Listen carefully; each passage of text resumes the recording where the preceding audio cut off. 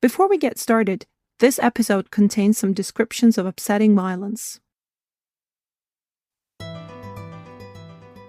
Hello! From Wonder Media Network, I'm Jenny Kaplan, and this is Womanica. For the past 6 years, we've been telling the stories of women you may or may not know about, but definitely should. This month, we're bringing back our favorite Womanica episodes from across the back catalog. These are women across centuries and around the world who made their mark. With that, here's one of our favorite episodes.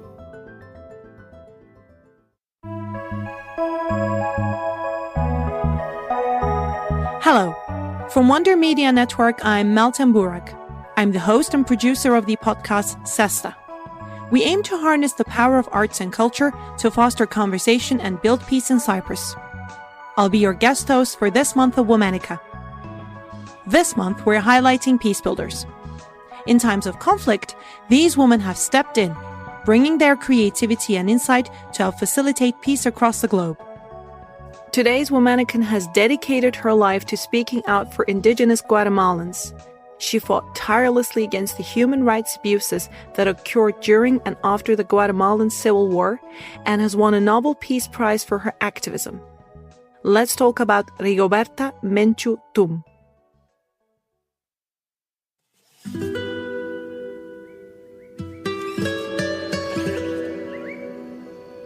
Rigoberta was born on January 9, 1959 in Guatemala. Her family, part of the indigenous Quiché Mayan community, was very poor. Rigoberta's father owned a small piece of land in the highlands, but her family spent most of their time on the Pacific coast. There, they worked on coffee and cotton plantations to earn enough for food and medicine. The work was brutal. 2 of Rigoberta's brothers died on the plantation.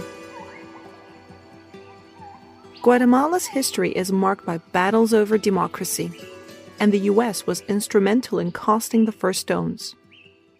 In the 1950s, the U.S. was facing down the Cold War with the Soviet Union. The U.S. government saw communism as a big threat, and they did not want their neighbors in Latin America to side with the USSR. And so, when Guatemala's president, Jacobo Arbenz, legalized the Communist Party and attempted to nationalize the country's fruit plantations, the U.S. intervened. The first time in the history. In 1954, the CIA backed a military coup to overthrow Arbenz, a leader who had been democratically elected by the people of Guatemala. Nixon praises Castillo Armas, the president of Guatemala, for overthrowing a communist regime. What Nixon doesn't say is that Castillo Armas was handpicked by the CIA.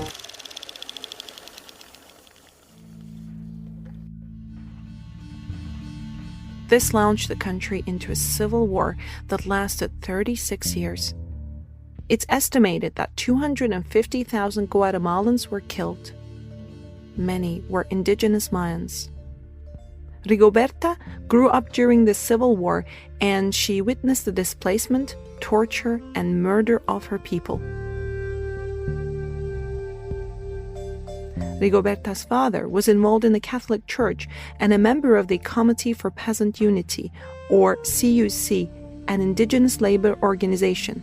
His social activism with these organizations inspired Rigoberta from a young age. In 1979, she herself joined the CUC. That same year, one of Rigoberta's brothers was kidnapped. He was just 16 years old. Rigoberta, her mother, and her community banded together to find him but could not. The military announced it would hold a guerrilla council where they would publicly punish guerrillas in their custody.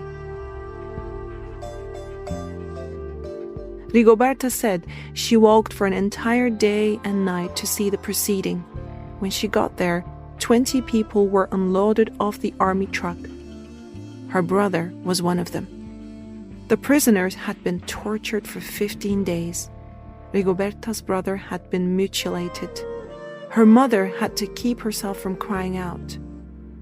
If the military knew she was related to an alleged guerrilla, she could have been killed.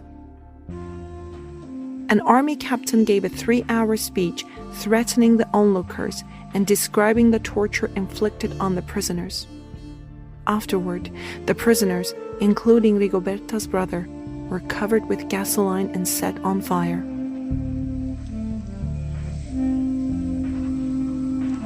Her father, Vicente, was accused of sowing unrest among the population and arrested many times over the years. In 1980, Vicente, along with a group of activists, occupied the Spanish embassy in Guatemala City to protest the government. A police chief ordered the building to be firebombed. Vicente was among the nearly 40 people who died inside. Soon after that, Rigoberta's mother was kidnapped, tortured, and murdered by the military government.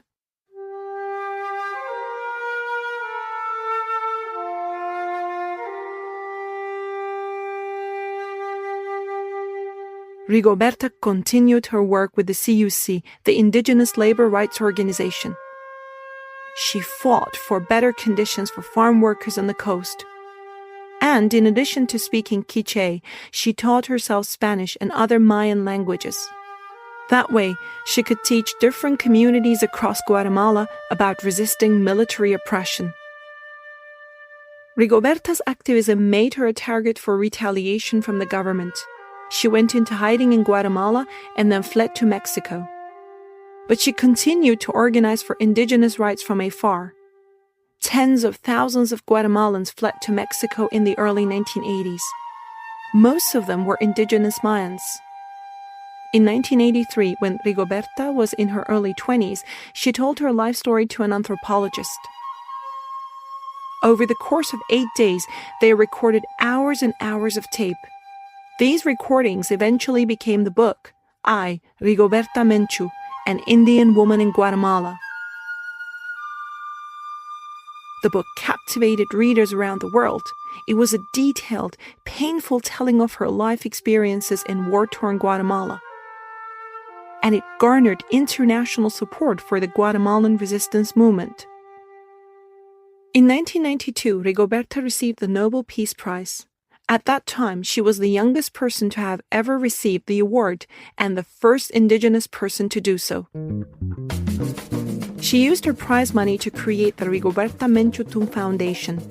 The foundation is dedicated to education, healthcare, and community development for indigenous Guatemalans. After the end of the Civil War in 1996, the foundation helped repatriate refugees. Today, the foundation focuses on civic education and voting rights. In 1998, an American academic published a book discrediting some of the details in Rigoberta's memoir. His research was featured on the front page of the New York Times, launching Rigoberta into the controversy and forcing her to respond to accusations. She has said she will defend her book to the death. Since then, other scholars have also defended her work. Even a member of the Nobel Committee noted that memoirs often contain embellishments. And in the end, when someone is arguing over whether a man was burned alive or murdered then burned, the exact details seem less important. The stories Rigoberta told the world to hear do represent the kinds of very real violence and pain many poor indigenous Guatemalans face. And her activism today has kept these stories and experiences in the spotlight.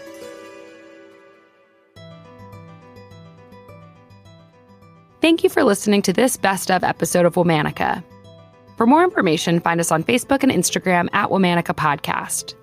Special thanks to Liz Kaplan, my favorite sister and co-creator. Join us tomorrow for another one of our favorite episodes. Talk to you then.